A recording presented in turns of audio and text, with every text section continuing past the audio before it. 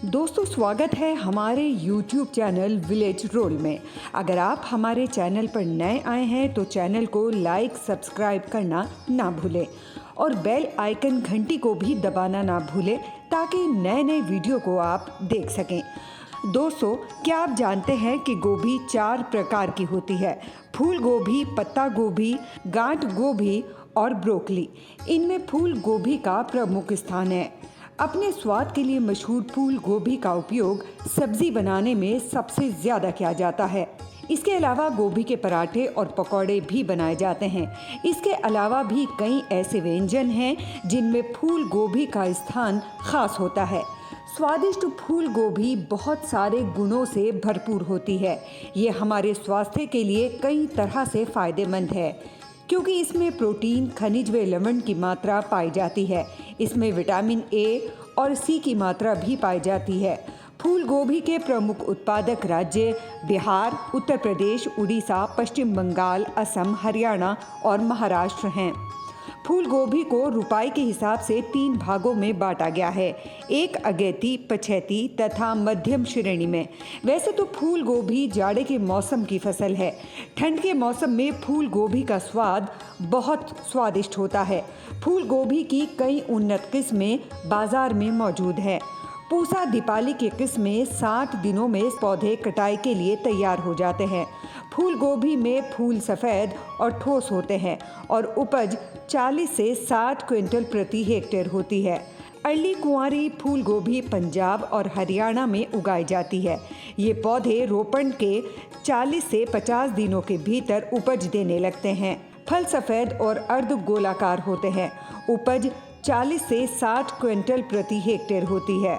पूसा शुभ्रा फूल गोभी के पौधों में लंबे आकार और बड़े तने वाले फूल होते हैं। फूल सफ़ेद और मध्यम आकार के होते हैं और पत्ते नीले होते हैं। रोपण के 90 दिनों के भीतर पौधे उपज देना शुरू कर देते हैं। इस प्रकार की फूल गोभी की उपज 200 से 250 क्विंटल होती है। पूसा हिम ज्योति के पौधे रोपण के 65 दिन के बाद उपज देने के लिए तैयार हो जाते हैं। फल सफ़ेद होते हैं, पत्ते हरे और नीले रंग के होते हैं। इसकी उपज तकरीबन 200 क्विंटल प्रति हेक्टेयर है।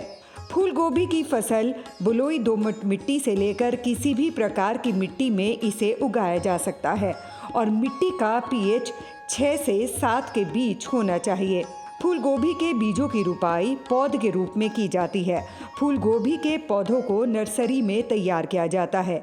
याद रखें, फूल गोभी के बीज बिल्कुल स्वस्थ हों और कोई रोग ना हो। 25 से 30 दिनों में फूल गोभी की नर्सरी को तैयार कर लिया जाता है। अगर आप फूल गोभी की नर्सरी तैयार नहीं करना चाहते हैं तो किसी भी रजिस्टर्ड नर्सरी से इसके पौधों को खरीद सकते हैं। इससे आपके समय की बचत होगी और पैदावार भी जल्द प्राप्त होगी। पौधों को खरीदते समय पौधे बिल्कुल स्वस्थ और 30 दिनों से पुराने नहीं होने चाहिए। इसके पौधों की रुपाई तैयार मेड़ के ऊपर की जाती है। मेड़ पर पौधों को 40 से 50 सेंटीमीटर की दूरी पर लगाया जाता है। जिस खेत में फूल गोभी की रुपाई करनी है उस खेत को ट्रैक्टर की मदद से 2 से 3 बार जुताई कर देना चाहिए ताकि उस खेत में घास ना रहे। नहीं तो फूल गोभी की पैदावार में कमी आएगी। और बुआई से 10 से 15 दिन पहले गोबर की सड़ी खाद मिट्टी में अच्छी तरह से मिला दें। इसके अलावा नाइट्रोजन, फास्फोरस और पोटाश मिला दें। फिर पाटा की मदद से खेत को समतल कर दें। याद रखें कि खेत की मिट्टी भुरभुरी और नमीदार होनी चाहिए। अब उस खेत में मेड़ियाँ बना लें, फिर उसमें फूल गोभी की रुपाई कर दें। बोते समय फूल गोभी की पौधों में हल्की हल्की सिंचाई कर लेनी चाहिए, लेकिन जैसे जैसे नई जड़ें विकसित होती हैं उसी अनुसार पानी की भी ज़रूरत होती है। पौधे बनने से लेकर पौधों के पूर्ण विकसित होने तक मौसम के अनुसार नियमित सिंचाई की ज़रूरत पड़ती है। रबी के मौसम शुरू होने से पहले 10 से 12 दिनों के अंतराल पर सिंचाई की जा सकती है और खरपतवार को समय समय पर फूल गोभी के खेत से निकालते रहना चाहिए, नहीं तो फूल गोभी की पैदावार में कमी होगी। फूल गोभी की फसल बिजाई के 50 से 60 दिनों के बाद काटने के लिए तैयार हो जाती है। फूल गोभी एक लोकप्रिय सब्जी है और इसका उपयोग कैंसर को रोकने के लिए किया जाता है। ये सब्जी दिल की ताकत को बढ़ाती है। ये शरीर में कोलेस्ट्रॉल को भी कम करती है। पर्याप्त मात्रा में फूल गोभी का सेवन न केवल शरीर को स्वस्थ रखता है बल्कि कई गंभीर समस्याओं से भी बचाता है। इसमें मौजूद एंटी इन्फ्लेमेटरी गुण शरीर की सूजन को रोकने में सहायक होते हैं। पोषक तत्वों से भरपूर फूल गोभी के लाभ हृदय को स्वस्थ रखने में मदद करता है। फूल गोभी में फाइबर की उचित मात्रा होती है जो हृदय के लिए फायदेमंद होता है। इसके अलावा फूल गोभी में मौजूद सल्फोराफेन रक्तचाप को नियंत्रित करने में सहायक होता है। इसके अलावा फूल गोभी में ओमेगा 3 फैटी एसिड भी होता है जो शरीर में कोलेस्ट्रॉल को कम करता है।